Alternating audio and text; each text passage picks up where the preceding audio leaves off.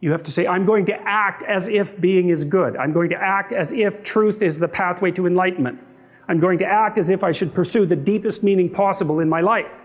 And there's reasons to do none of those. They're real reasons. So it's really a decision.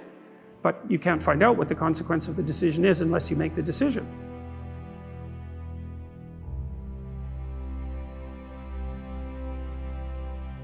You know, I have done my best with every single thing I've talked to you guys about. I have done my best to do what Dostoevsky does in his novels, which is I make a proposition and then I spend months or years trying to figure out if I can take the bloody thing apart, if there's something wrong with it, because I want to find out. I want to hit it with a hammer and see if it breaks.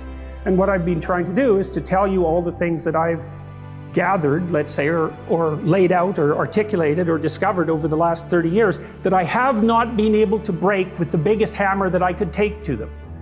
And I guess that's the fundamental one, is that I believe that the idea that lurks in these images, derived from very different cultures, it's the same idea. Life is suffering. Right. Indisputable. What do you do about that?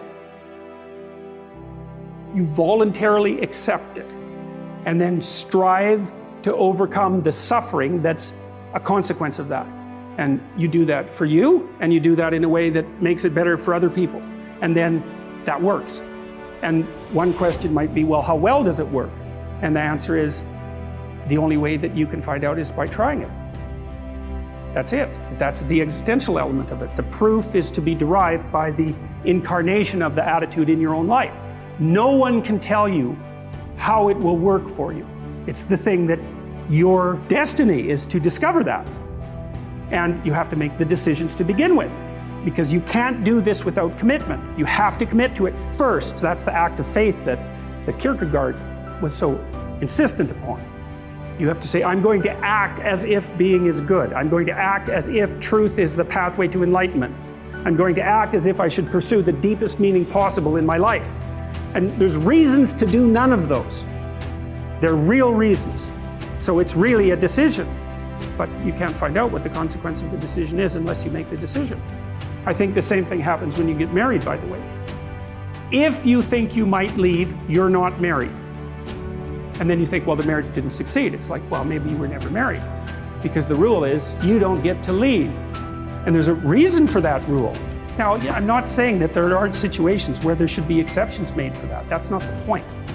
The point is that there's some games you don't get to play unless you're all in. The other thing that's so interesting about being alive is that you're all in. No matter what you do, you're all in. This is going to kill you.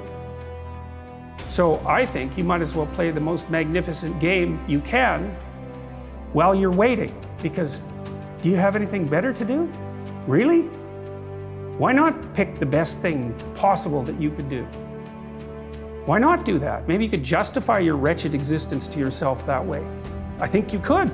That's what it looks like. You know, people find such meaning in the responsibilities they adopt, it stops making them ask questions about what life is for. If you have a newborn child, for example, like unless you're really in a bad way, psychotically depressed, or maybe your personality really needs some retooling, you stop thinking about anything but ensuring that that baby is doing well. And if someone comes along and asks you an existential question about your commitment to that, the right response is, why are you asking me such stupid questions when this is manifesting itself right in front of your eyes? Like, how blind can you be? That isn't a time for questions about the meaning of life. The answer is right in front of you. And if you can't see it, it's not because life has no meaning, it's because you're blind. I mean, that's what the image of the Virgin Mother and the child is all about. It's like, what's the answer to the meaning of life? Here's an answer. It's like, well, I'm going to criticize that. Well, go right ahead. You're like a termite gnawing on a temple. There's no utility in that sort of criticism. It's blindness. And it's the same thing with regards to the path of the hero. It glistens in front of you, and you can criticize it. It's like, fine. Put the cart before the horse and see how far you get.